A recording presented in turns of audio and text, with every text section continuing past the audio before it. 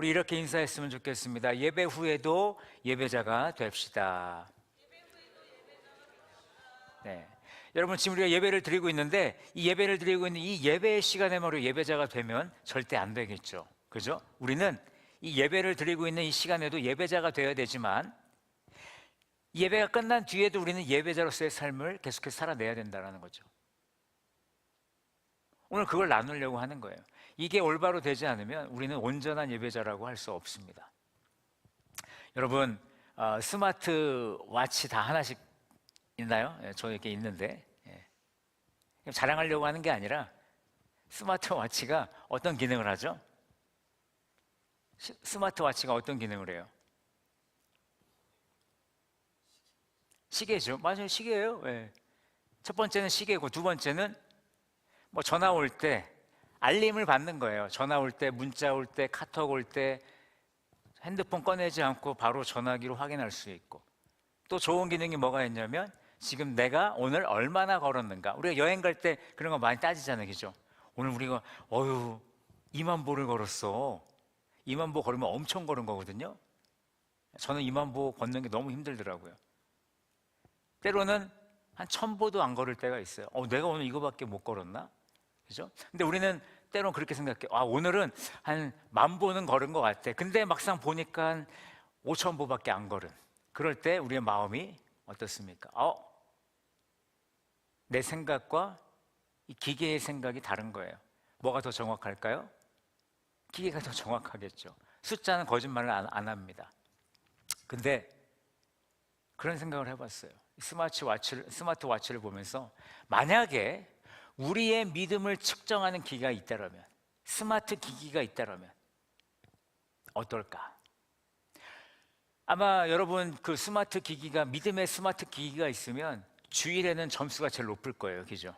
주일에는 막 90점 나오고 80점 나오는데 월요일부터 갑자기 점수가 떨어지기 시작합니다. 월요일에는 한 70점, 화요일에는 한 60점, 수요일에는 한 50점. 그러다가 금요일 되면 우리 교회의 심장 금요기도회니까 살짝 또 올라가는 거죠. 한 80점으로 올라가요. 그러다 토요일 날 또 살짝 떨어졌다가 또 주일 되면 또 올라오고. 아마 그러지 않을까라는 생각을 해보게 됩니다. 그러면서 정말 그런 기회가 나올 수도 있을지도 모르겠어요. 근데 안 나오기만을 바라는 거죠. 왜? 우리를 좌절시킬 것 같아요. 모든 기회가 다 좋은 건 아닌 것 같습니다. 근데 어찌됐든 중요한 거는 우리가 주일의 예배뿐만 아니라 주일의 나의 믿음뿐만 아니라 주 6일의 믿음은 어떠한가, 그걸 함께 좀 점검해 보자는 겁니다. 그래서 우리가 그런 오늘 또 예배로 또 우리가 은혜를 받고 또 우리가 어떤 은혜 가운데 함께 또 교제 가운데 은혜를 받다가 또 내일 또 아침이 되면 어제 받은 은혜가 다 어디 갔는지 잊어버리는 그런 모습으로 또 일주일을 또 살아간다는 거죠. 그래서 우리는 묻게 되는 건, 내 믿음은 지금 정말 살아있는 건가? 나는 진짜 예배자로, 하나님이 원하시는 예배자로 살아가고 있는가? 오늘 본문은 분명하게 말합니다. 예배는 주일 1시간으로 끝나는 게 아니라 한 주의 삶 속에서 그 예배가 확인이 된다는 거예요. 오늘 말씀을 통해서 바울이 말하는 삶의 예배가 무엇인지, 그리고 우리가 어떻게 이 일상에서 예배자로 살아갈 수 있을지, 그것을 함께 나누어 보도록 하겠습니다. 첫 번째, 우리의 삶의 예배는 드림으로 시작이 됩니다. 드린다는 거죠. 우리 1절 다시 한번 크게 한 목소리를 읽어볼까요? 시작. 그러므로 형제들아, 내가 하나님의 모든 자비하심으로 너희를 권하노니 너희 몸을 하나님이 기뻐하시는 거룩한 산 제사로 드리라. 이는 너희가 드릴 영적 예배니라. 아멘. 여러분, 이 말씀 로마서 12장은 이 말씀으로 시작하는데 그러므로라고 시작을 하죠. 이 그러므로라는 것은 로마서 1장부터 11장까지의 말씀을 정리해 주는 겁니다. 근데 여기서 무엇을 말하냐면 너희가 어떤 사람이었는지를 기억하라는 거예요. 너희는 죄인이었다라는 거예요. 너희는 스스로 구원을 할 수 없는 존재였다는 거예요. 오직 구원은 예수 그리스도를 통해서 우리가 구원을 받는다. 우리 오직 예수 그리스도를 통해서 하나님의 그 사랑 안에서 우리는 보호함을 받는다. 그거를 1장부터 로마서 1장부터 11장까지의 말씀에서 해주고 있는 겁니다. 그래서 그러므로 너희는 어떤 사람이 되어야 되느냐를 지금 말씀해 주는 거예요. 어떤 사람이 되어야 됩니까? 예배하는 자가 되어야 된다라는 것을 지금 얘기해 주는 거예요.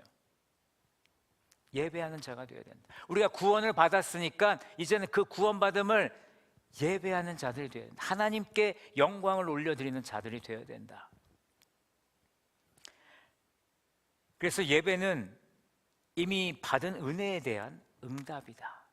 여러분, 이 자리에 왜 왔습니까? 예배를 드리려고 왔지만 그 예배의 대상이 누군지 분명히 알고 그 예배를 통해서 우리가 영광 올려드리려고 이 자리에 있는 거예요. 여러분들이 은혜 받으려고 이 자리에 있는 것이 먼저가 아닙니다. 먼저는 우리가 하나님께 나를 구원해 주심을 감사하기 위해서 이 자리에서 우리가 예배를 드리는 거예요. 은혜 받으려고 이 자리에 있으면 안 되는 겁니다. 순서가 잘못된 거예요. 복음은 권한다라고 말합니다. 그렇죠. 복음은 사람을 강제로 변화시키지 않습니다. 사람이 아무리 좋은 말을 하고 내가 아무리 여러분들에게 좋은 메시지를 전해도 성령이 역사하지 않으면 여러분 변하지 않아요. 그렇기 때문에 복음은 권하는 겁니다. 예수님을 믿으실래요?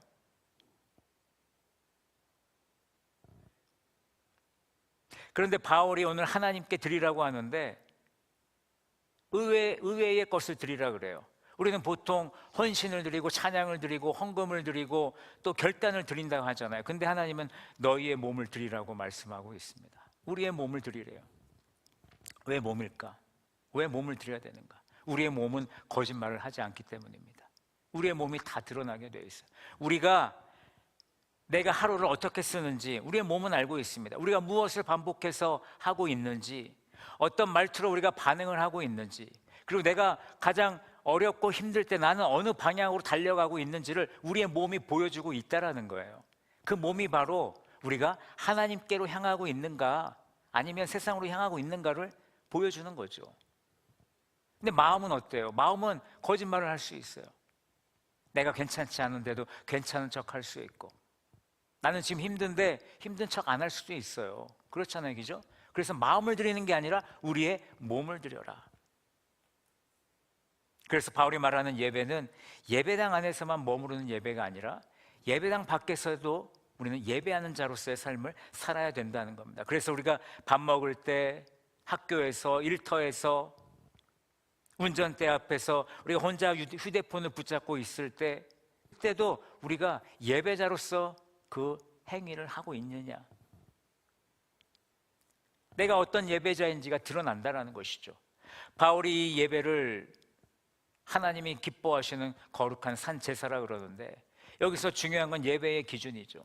예배의 기준은 내 만족, 내 열심이 아니에요. 우리의 예배가 드리는 목적은 하나님을 기쁘시게 하는 그 목적을 가지고 이 자리에 있는 겁니다. 하나님께 영광 올려드리기 위해서. 그래서 바울은 이 예배를 거룩한 예배라고 부르는 거예요. 거룩하다라고 해서 우리가 완벽한 모습을 원하는 게 아닙니다. 우리가 흠이 없는 모습이 아니에요. 거룩하다라는 것은 내가 하나님께 속해 있는 그런 상태를 말하는 것입니다. 어렵게 생각하지 마세요. 거룩이라는 게 우리에게 많은 부담을 주는데 그 부담감을 떨치기를 바랍니다. 우리가 하나님께 붙어 있을 때 우리는 거룩한 존재가 되는 줄로 믿습니다. 그리고 산제물이라고 그러죠. 산제사. 살아있는 내가 내 삶을 하나님께 드리며 사는 예배입니다. 그럼 구약의 제사는 어떤 제사였어요? 동물을 죽여가지고 그 죽은 채로 하나님 앞에 드렸잖아요. 그런데 우리 바울은 오늘 그 죽은 제사가 아니라 살아있는 제사를 드리라고 말하고 있습니다. 살아있는 내가 살아있는 삶으로 계속해서 하나님께 드려지는, 오늘도 예배를 드렸다면 내일도 예배를 드릴 수 있는 그런 살아있는 존재로서 하나님 앞에 예배로 나아가자는 거죠. 그래서 예배는 주일 오늘 이 시간에 한 번만 드리는 것이 아니라 주 중에 나에게 주어진 6일 모두가 예배의 삶이, 예배의 삶을, 예배자로서의 자세를 갖게 되는 것입니다. 성경은 이 드림의 원리를 분명하게 또 말해줍니다. 고린도전서 6장 19절에서 20절을 보십시오. 바울은 이렇게 말하죠. 너희 몸은 너희가 하나님께로부터 받은 바 너희 가운데 계신 성령의 전인 줄을 알지 못하느냐. 너희는 너희 자신의 것이 아니라 값으로 산 것이 되었으니 너희 몸으로 하나님께 영광을 돌리라라고 말씀하고 있습니다. 이 말은 내 몸과 내 삶의 주인이 내가 아니라 주님이라는 그 뜻을 우리에게 말씀해 주는 거죠. 그러니 예배는 내 삶의 주도권을 하나님께 맡기면서 그분께 영광을 올려드리는 것입니다. 성경은 이 드림이 무엇인지 아브라함을 통해서 우리에게 말씀해요. 아브라함 믿음의 조상이잖아요. 창세기 22장에 보면 아브라함이 100세 때 얻은 이삭을 하나님께 드리는 장면이 나옵니다. 하나님이 그걸 요구하셨어요. 100세에 얻은 아들, 얼마나 귀한 아들이겠습니까? 그런데 하나님이 그 아들을, 네가 아끼는 그 아들을 번제물로 드리라 그랬어요. 번제물은 뭡니까? 태우는 거예요. 제사를 보내는 거예요. 제사를, 죽은 그 제물이 되는 거죠. 근데 아브라함은 하나님의 말씀에 순종해서 그 이삭을 데리고 그 제단으로 가는 거예요. 그때 이삭이 물어봅니다. 아들이, 아빠, 우리 가는데 나무는 있고 왜 번제물은 없어요? 본인이 번제물이 되는 걸 모르는 거죠. 그때 아브라함이 대답해요. 번제할 어린 양은 하나님이 자기를 위해서 미리 준비해 놓으실 거야. 믿음으로 고백하는 겁니다. 아브라함은 모르잖아요. 지금 어떤 상황이 벌어질지. 근데 하나님이 친히 자기를 위해서 준비하실 것이다. 여기에 드림의 본질이 담겨 있습니다. 드림은 내가 하려고 붙잡고 있던 것을 내려놓고 하나님께 맡기는 신뢰가 바로 드림이라는 거예요. 그리고 하나님은 그 신뢰를 외면하지 않으시고 아브라함을 위해서 무엇을 준비하셨냐? 순양을 준비해 주셨다라는 것이죠. 하나님을 신뢰하는 자에게는 하나님의 일하심을 경험하게 되는 줄로 믿으시기 바랍니다. 놀라운 일이에요. 왜 우리가 하나님의 놀라우신 이 능력을 경험하지 못하느냐? 우리 하나님을 신뢰하지 못하기 때문이죠. 결론은 하나입니다. 여러분, 우리의 삶 가운데 드림이 어떻게 여러분 쓰여지고 있습니까? 여러분, 소비와 선택에 있어서 나를 위해 쓰는 데는 우리는 비교적 관대합니다. 내가 무엇을 사야 되는지, 내가 무엇을 선택해야 되는지는 우리는 잘 알고 있어요. 왜? 내가 거기 내 돈 가지고 내가 하니까 아무런 문제가 없잖아요. 근데 막상 하나님의 일을 하는 데 있어서 돈이 들어가면 그때 우리는 멈추기 시작하죠. 그리고 계산하기 시작해요. 아깝다. 나 뭐 해야 되는데. 그런 생각을 갖기 시작하죠. 그러면서 계산하는 거예요. 하나님의 일하심이 아니라 지금 내가 가지고 있는 이 재정 상태로 어떻게 하나님의 일하심에 동참할까가 아니라 어떻게 하나님의 일하심에서 내가 손해를 보지 않을까. 그걸 고민하고 있어요. 우리의 머릿속에는.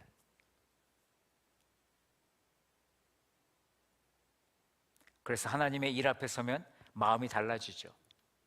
이건 액수의 문제가 아니라 돈의 많고 적음이 아니라 결국에는 우리의 마음의 문제라는 거예요. 마음의 문제. 내 삶의 기준이 나에게 있는지 하나님께 있는지 내가 누구의 사람으로 살고 있는지 가장 솔직하게 보여주는 자리가 바로 소비와 선택의 자리라는 것입니다.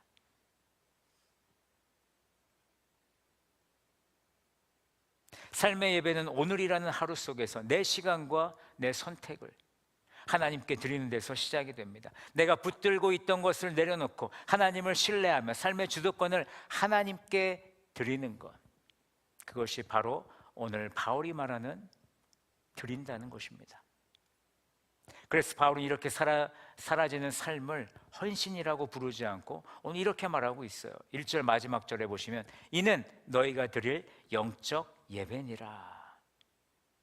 주일에 드린 이 예배가 주일 6일의 삶으로 이어질 때 그 삶 전체가 하나님 앞에 드려지는 예배가 될 줄로 믿습니다.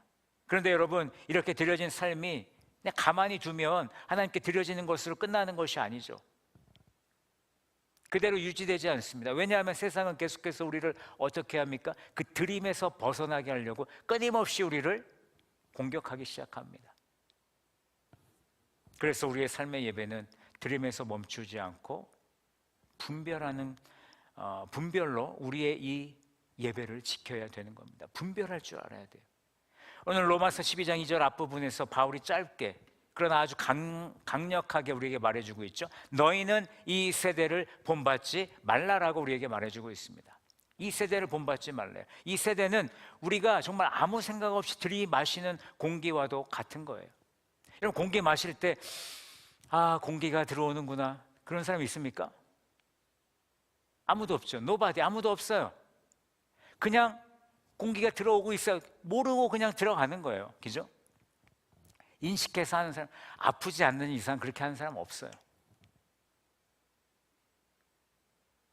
이 세대는 눈에 보이지 않지만 가만히 있으면요, 자연스럽게 이 세대의 흐름으로 가게 되어 있어요. 마치 죽은 물고기가 떠내려가듯이. 제가 몇 번 말씀드렸죠. 죽은 물고기가 되지 마십시오. 강을 거슬러 올라가는 그런 성도들이 되어야 됩니다. 마찬가지예요. 예를 들면 이런 말들을 많이 듣습니다. 너의 삶의 중심은 누굽니까? 너라고 하죠, 사람들은. 네 자신을 먼저 잘 사랑해야 돼. 틀린 말은 아니에요. 내 자신을 사랑해야 다른 사람도 사랑할 수 있습니다. 근데 중요한 건 뭐냐면 그게 전부가 아니라는 거예요. 그렇게 그것이 나의 어떤 기준이 되어버리면 다른 사람을 사랑할 수 있는 여유가 없는 것 같아요. 그래서 오늘날 우리 안타깝지만 이 대한민국의 어려운 점이 뭐예요? 예전만큼 정이 없다라고 해요. 정이 없어요. 왜? 이제는 다 자기 중심으로 사니까. 그리고 내 기분이 제일 중요하죠. 그리고 손해보면 바보라는 말을 많이 해요. 그죠? 왜 자꾸 손해보는 거야? 너 바보야. 네가 호구야. 그런 얘기 하잖아요. 근데 정말 그게 그럴까요? 때로는 손해볼 줄도 아는 크리스찬이 되면 얼마나 좋겠습니까? 꼭 그렇게 살 필요 없잖아요. 우리가 질 필요가 없는데 세상 사람 다 쥐고 있으니까 나도 똑같이 쥐려고 하잖아요. 그게 우리의 모습이잖아요. 그렇게 안 하면 내가 바보가 되잖아요. 왜요? 이 세대는 그거를 원하는 거예요. 그게 이 세대의 틀이기 때문입니다. 우리는 이런 말들을 그냥 흘려보내지 않아요.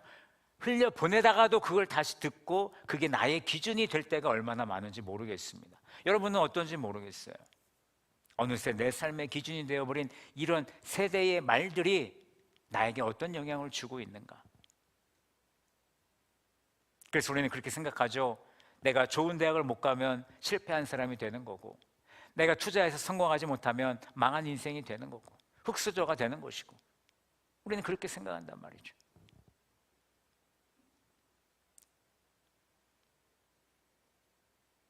바로 이런 모습들이 이 세대가 추구하는 것들이라는 겁니다.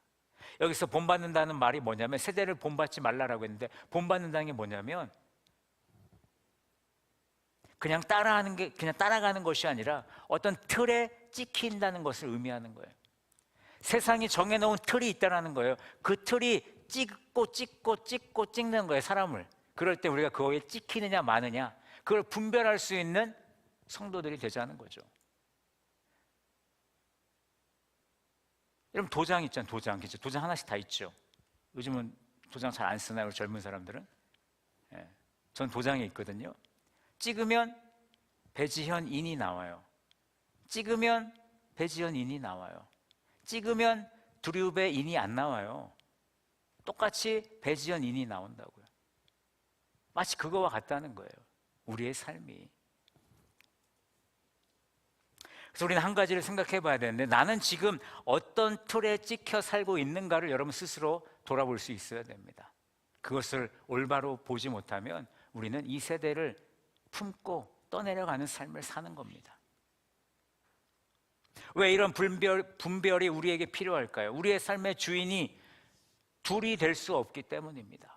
우리의 삶의 주인은 하나가 되어야 되는데 우리는 자꾸 둘을 섬기고 있어요. 예수님께서 마태복음 6장 24절에서 이렇게 말씀하셨죠. 한 사람이 두 주인을 섬기지 못할 것이다. 너희가 하나님과 재물을 겸하여 섬기지 못하느니라. 여러분, 두 주인을 섬기면 어떻게 될까요? 우리의 마음이 둘로 나뉘겠죠. 그렇지 않을까요? 어떤 때는 하나님으로 갔다가 어떤 때는 아니요. 주일이 뭐 보통 주일이 되겠죠. 주일에는 하나님한테 갔다가 또 월요일부터 토요일까지는 세상에 갔다가 두 마음으로 나눠진다는 거예요. 그러면 내 삶의 방향이 계속 갈라지게 됩니다. 이쪽으로 가야 되나 저쪽으로 가야 되나 혼란이 오게 돼요. 그래서 결국에는 우리의 삶이 흔들리게 된다는 거예요. 그 하나도 못 잡고 애매하게 양쪽 발을 걸치고 있는 우리의 모습이 오늘 우리에겐 없는지 돌아봐야 된다는 거죠. 결국 하나님은 내가 필요할 때만 찾는 하나의 옵션이 되어서는 안 된다는 겁니다. 하나님은 지금 여러분들에게 어떤 존재입니까? 옵션이세요? 아니면 가장 첫 번째가 되고 계십니까? 그래서 예배는 두 마음으로 흩어진 마음을 다시 그분께로 만들어주는 아주 능력의 시간이라고 저는 믿습니다. 내 삶의 주인을 다시 하나님 한 분으로 세울 수 있는 일이 무엇이냐? 바로 우리가 지금 드리고 있는 이 예배, 그리고 주중에 드려지는 나의 삶의 예배자의 모습, 그것이 바로 하나님을 만나는 시간이 되어야 되고 그분을 나의 주인으로 세우는 시간이 되어야 되죠. 여러분, 다니엘을 보시면 다니엘이 바벨론으로 포로로 잡혀가죠. 여러분 혹시 해외에서 살아본 경험이 있으십니까? 해외에서 살면요, 한국을 떠나서 해외에서 살면 처음엔 되게 좋아요. 와, 막 그래요. 야, 이런 데가 있네? 어우, 그래. 어우, 좋다.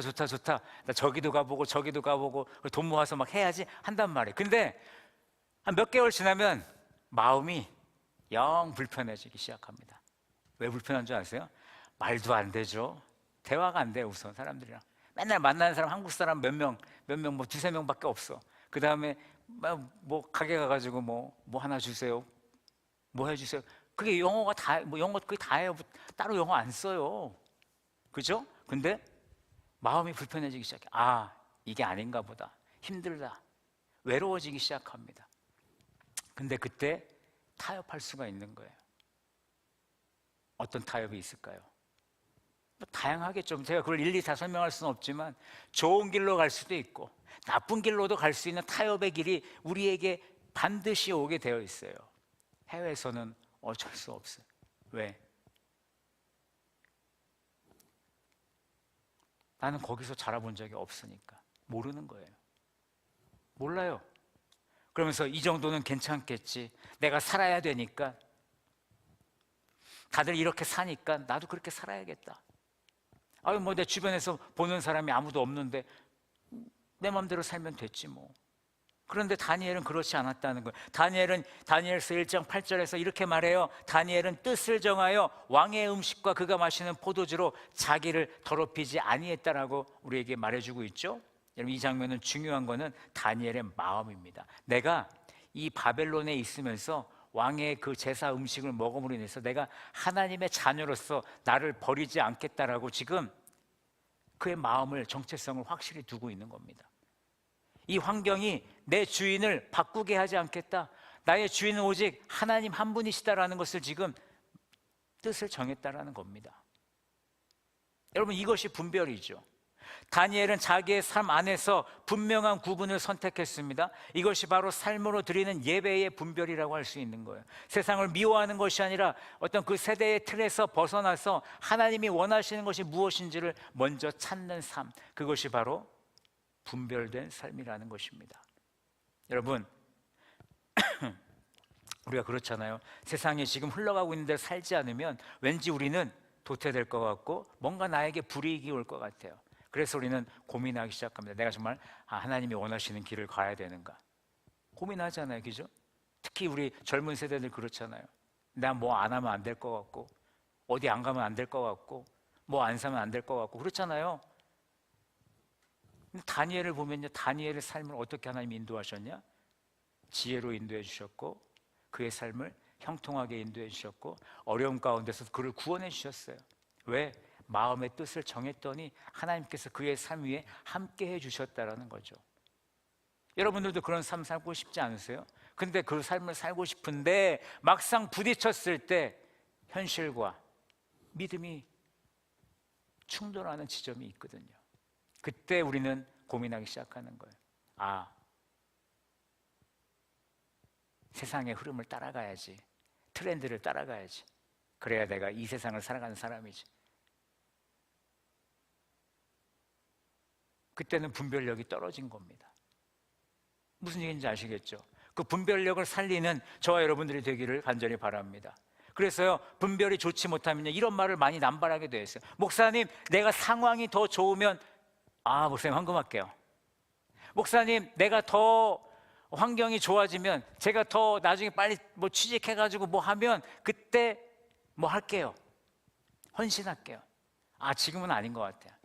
어려워요. 왜? 부딪히는 거예요. 세상과 하나님의 말씀과 나의 주인 되신 하나님이 부딪히는 겁니다. 여러분, 그러면 정말 길이 열릴까요? 세상의 흐름대로 길은 열릴지라도 신앙의 길은 열리지 않게 된다는 거. 이걸 분별할 수 있는 우리가 되기를 원합니다.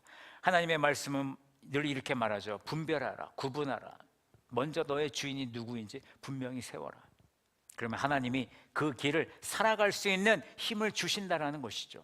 우리가 그 믿음을 갖고 우리가 오늘도 이 자리에 나와서 예배하면서 그 길을 살아가기 위해서 오늘 힘을 얻고 가는 거 아니겠습니까?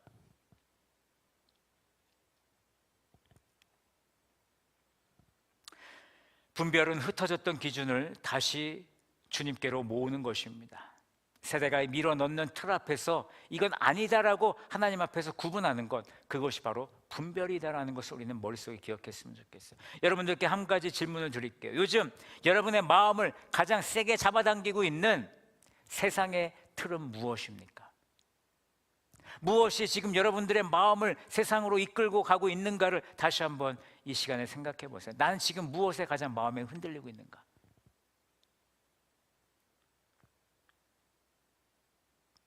어떤 청년들은 돈이 될 수도 있고, 어떤 청년들은 뭐 주식이 될 수도 있고, 어떤 청년들은 이성 친구가 될 수도 있고, 어떤 청년들은 학업이 될 수도 있고, 그렇죠? 또 우리 성도들 가운데는 관계가 될 수도 있고. 그 틀은 무엇입니까? 마지막으로 우리의 삶의 예배는요, 열매로 확인되어야 됩니다. 로마서 12장 2절 중반절에 보면 바울은 이렇게 말하죠. 오직 마음을 새롭게 함으로 변화를 받아라. 여기서 우리가 놓치지 말아야 될 표현이 있는데, 바울은 변화를 내가 만들어내라고 하지 않았어요. 변화를 받으라라고 말했습니다. 변화의 주체는 내가 아니라는 거죠.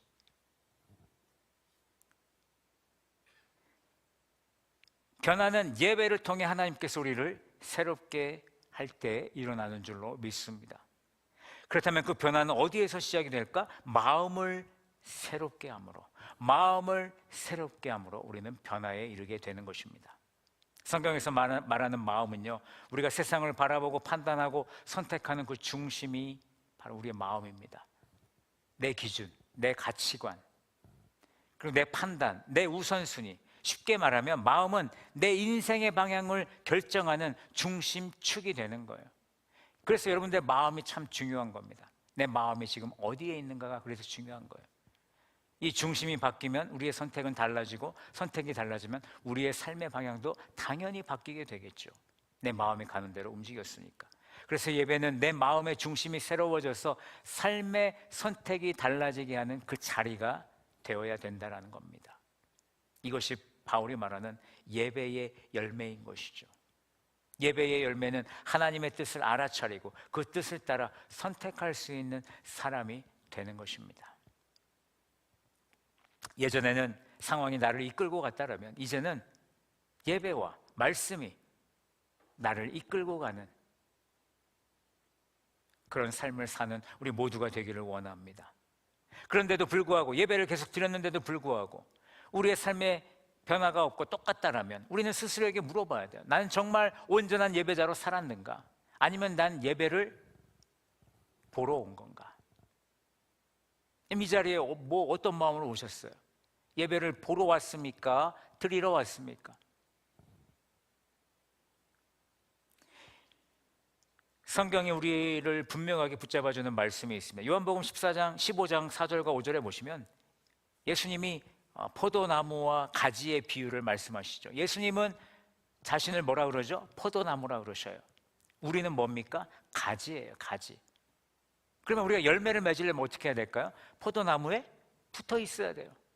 붙어 있어야 우리 주님이 주시는 그 은혜로운 그 말씀이 우리에게 흘러들어, 영적인 그 어떤 힘이 들어오는데 맨날 떨어지려고 그래.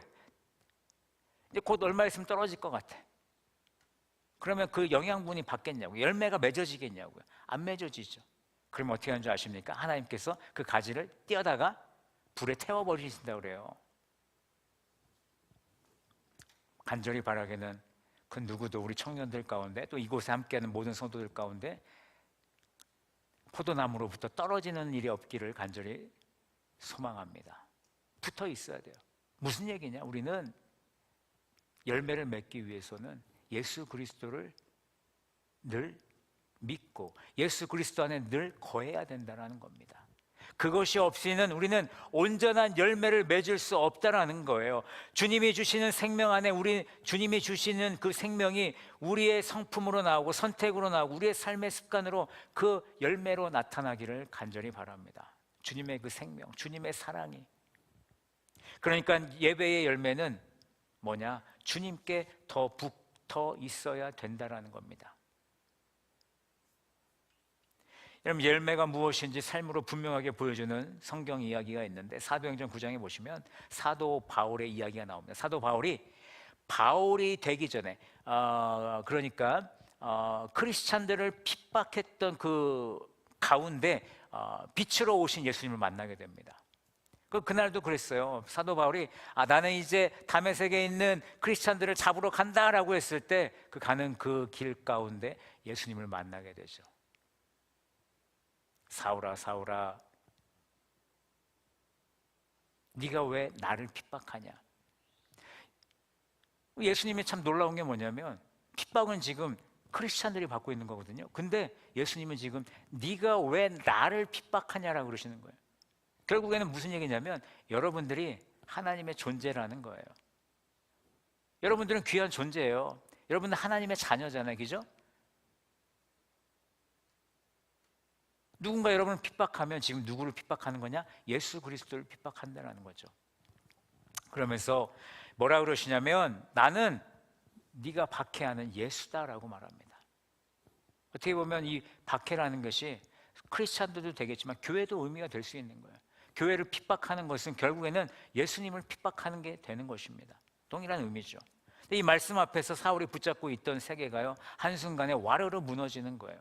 내가 가지고 있던 기준, 내가 가지고 의롭다고 여겼던 판단, 자기가 확신했던 방향이 오늘 예수님을 만나면서 싹 내려가게 되는 겁니다. 그리고 사울의 눈이 멀게 되죠. 더 이상 그는 이전에 살았던 그의 눈으로는 세상을 볼 수 없는 겁니다.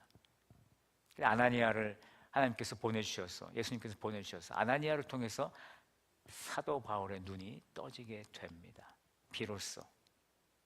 그러면서 사도 바울의 놀라운 변화의 열매를 맺게 되죠. 그는 이방인의 사도가 돼서 물론 유대인들에게도 전했지만 이방인의 사도가 돼서 복음을 증거하는 자가 되었습니다. 그의 목적이 바뀌게 됐고 그의 삶의 방향이 바뀌게 됐고 그의 걷는 걸음이 바뀌게 된 것이죠. 여러분, 열매는요 우리가 애써 만들어내는 결과가 아닙니다. 삶의 방향이 바뀌었을 때 자연스럽게 나의 삶 가운데 나타나는 흔적이 열매라는 거예요. 앞에서 사울의 이 삶이 바뀐 것도 그가 열심히 냈기 때문에 바뀐 것이 아니라 예수님을 만났기 때문에 바뀌었다라는 거. 그리고 열매를 맺었다는 거. 마찬가지로 오늘 이 예배를 드리는 여러분들도 예수님을 먼저 만나지 않으면 절대로 우리는 열매를 맺을 수 없는 거예요. 하나님이 원하시는 열매를 맺을 수 없는 거예요. 간절히 바라기는 오늘 예배에 함께하는 우리 모든 여러분들 그 무엇보다도 예수님을 먼저 만나는 일에 모든 에너지를 쏟으시기 바랍니다. 그게 가장 우선이 되어야 됩니다. 그것이 없으면 앞에서 말했던 드림, 분별 다 필요가 없는 거예요. 예수님을 만날 때 비로소 우리는 드릴 수 있는 것이고 분별하는 것이고 그리고 열매를 맺게 되는 것입니다. 여러분, 우리는 이 예배의 자리에 나온 것은 내가 나의 믿음을 증명하기 위해서 이 자리에 나온 게 아니에요. 우리는 예수님을 다시 만나기 위해서 이 자리에 나온 줄로 믿습니다. 그리고 그 만남이 오늘 이 주일 예배뿐만 아니라 주 6일 가운데 계속해서 이어지는 우리의 예배의 삶이 되기를 원합니다. 오늘 예배는 여기서 끝나지 않고 나의 삶으로 이어져서 열매가 나타나는 예배자의 삶을 온전히 살아내는 우리 모든 성도들이 되시기를 예수님의 이름으로 간절히 축원합니다. 오늘 말씀을 맺겠습니다. 여러분, 처음에 이야기한 스마트워치를 다시 한번 떠올려 보세요. 스마트워치는 내가 실제로 지금 어떻게 살고 있는지를 보여주는 증거가 되는 겁니다. 여러분, 신앙도 마찬가지예요. 예배는 주일의 은혜로만 남지 않고 한 주의 삶으로 그것이 확인이 되는 겁니다. 오늘 우리는 삶의 예배가 드림으로 시작되고 분별로 지켜지며 열매로 확인된다는 말씀을 나누었습니다. 이제 질문은 하나입니다. 이번 한 주 내 삶의 예배의 기록이 어떻게 남을 것인가? 이번 한 주 우리가 하나만 실천하기를 원합니다. 여러분, 하루를 시작할 때 이렇게 기도하고 시작했으면 좋겠어요. 함께 따라해 볼까요? 주님, 오늘 제 삶의 주인은 주님이십니다. 아멘. 다시 한번 고백해 볼까요? 시작. 주님, 오늘 제 삶의 주인은 주님이십니다. 아멘. 이 고백이 여러분들의 고백이 되기를 바랍니다. 언제 아침에 일어났을 때 잊어버리지 말아야 될 텐데 어떡하지? 어떻게 하면 안 잊어버릴까요? 카톡방에 하나 올려야겠네요. 우리 상민 형제가 카톡방에 하나 올려주세요. 오늘 저녁에. 그리고 방장들이 각 방에다가 그날 아침에 꼭 올려주세요. 무슨 얘기인지 아시겠죠? 한번 해보자고요. 그 작은 선택이 하루의 방향을 바꿀 것이고 그 하루가 쌓여서 우리의 예배의 삶이 온전히 이루어질 줄로 믿습니다. 그래서 정말 우리가 그냥 이 주일에만 흔적이 남는 예배자가 아니라 주 6일 가운데도 예배자의 흔적이 온전히 남는 저와 여러분들이 되시기를 예수님의 이름으로 간절히 축복합니다.